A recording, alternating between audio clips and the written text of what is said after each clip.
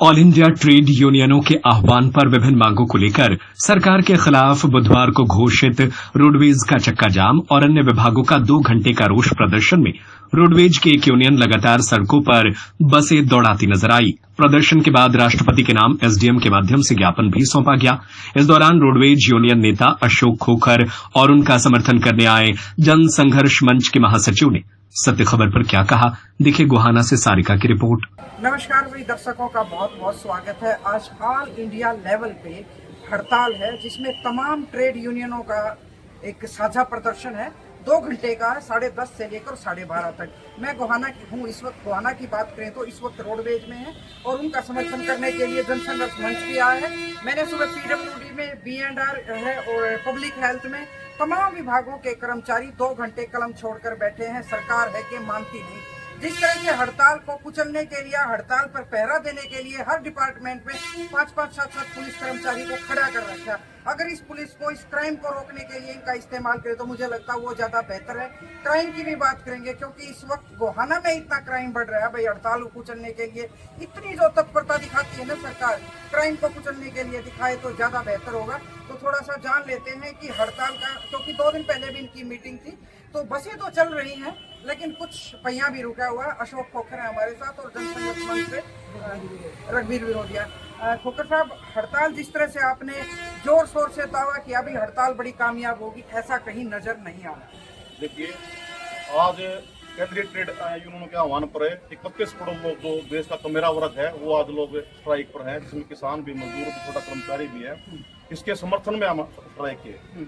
हमारे रोड के साथी हैं जो हमारी all India road transport federation है, उन्होंने भी पूरा समर्थन किया है और सारे साथी रोडवेज के जो हैं काफी लोग स्ट्राइक पर भी हैं। कुछ लोग स्ट्राइक पर नहीं है, बाकी काफी लोग स्ट्राइक पर हैं। और हमने ये फैसला किया है कि सरकार अगर जो ये हमारे 8वां वेतन लागू कर रही है, हमारी को पुरानी पेंशन नहीं दे रही है, हमारी पक्की भर्तियां नहीं कर रही है, ठेका प्रथा को बढ़ावा दे रही है, इसके विरोध में हम सारे साथी अपना प्रदर्शन विरोध कर रहे हैं। सरकार को मैसेज बता रहे हैं, सरकार इन बातों को माने।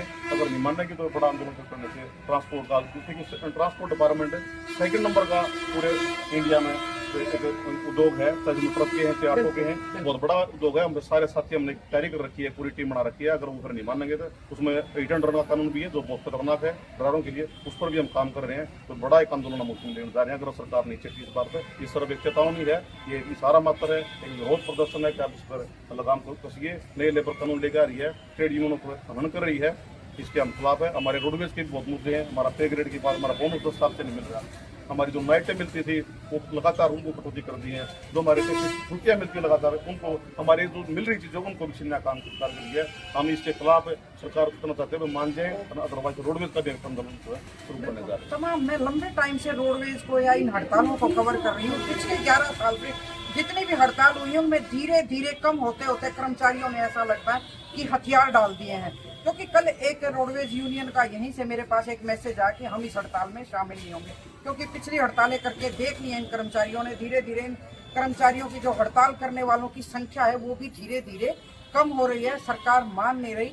अच्छा, ये बताओ, आपका जैसे बहुत सारी यूनियन तो हड़ताल डाल दी, जो हैं जो मतलब जद्दोजहद कर रही है सरकार की, उनमें भी कर्मचारी बिल्कुल कम हो गए। रोडवेज का बेड़ा कम हो गया और निजीकरण की तरफ बड़ी बात तो क्या है मैडम, हमारा जो पक्का कर्मचारी है रिटायर होता जा रहा है हर साल। बड़ी संख्या में रिटायर होता जा रहा है और लोग जो नई भर्तियां हो नहीं रही है पक्की, उनमें कौशल के हैं, ठेके के हैं, दूसरे कर्मचारी जो कच्चे कर्मचारी लगा रहे हैं उनमें भी होता है कच्चे कर्मचारी में। इसका एक रीजन ये भी रहता है। लेकिन जो पुराना पक्का कर्मचारी है वो एकजुट इस बात में, सरकार की शिक्षा ठीक नहीं है। सरकार को हमारी बात को माननी चाहिए। हमारी जो मांगे जायज मांगे हैं, जब भी मीटिंग होती है सरकार मानती है कि आपकी डेवलपमेंट जायज मांगे हैं, लेकिन परिपत्र तारीख करने वाली बात पर सरकार बिल्कुल। कई बार देखती हूँ मैं इनका दावा है कि भाई हमने अधिकारियों से बात की, हमारी मांगे नहीं मानी तो हम फिर से संघर्ष करेंगे।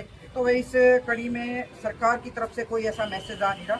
जनसंघर्ष मंच के जो अपने पास विरोधिया जी, क्या पद है आपके पास? सचिव हूँ। सचिव। ये हमेशा तमाम जितने भी यूनियन है उनका साथ देते हैं और मजदूरों के हित में तो इनकी लड़ाई जारी रहती है। आपको क्या लगता है कि सरकार के साथ इतने लंबे टाइम से ये जो लड़ाई लड़ी जा रही है, आप भी उनके साथ खड़े हैं, क्या सरकार लगता है कि मान जाएगी?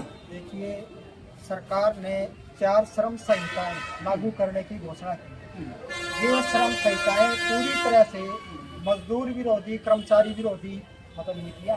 पहले 44 कानून होते थे जिनके आधार पर 8 घंटे काम का नियम था। निर्धारित थे।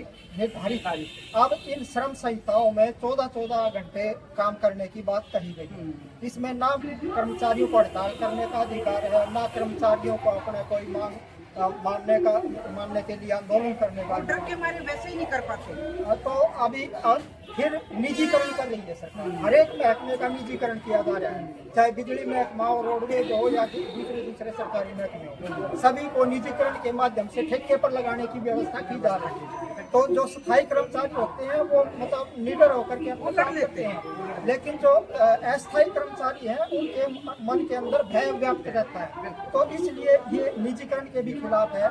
और मिनिमम वेज के लिए भी एक हड़ताल है। 17 मांगे हैं इसमें कर्मचारियों की, जो आज वाले जो आपकी हड़ताल है। तो इसमें जो 10 सेंट्रल ट्रेड यूनियन है जी, उनके आह्वान पर ये पहले 20 मई को हड़ताल होनी थी, लेकिन जो पहलगांव पे जो आतंकी हमला हुआ उस कारण से इसको टाल दिया गया था। और ये 9 तारीख को अब आज के दिन ये हड़ताल का आह्वान किया गया है। तो हमारा संगठन जन संघर्ष मंच, जो मासा का एक घटक संगठन है, मजदूर अधिकार संघर्ष अभियान, ये राष्ट्रीय लेवल का एक 16 संगठनों का मिलके बना मिलके मजदूर मासा संगठन है।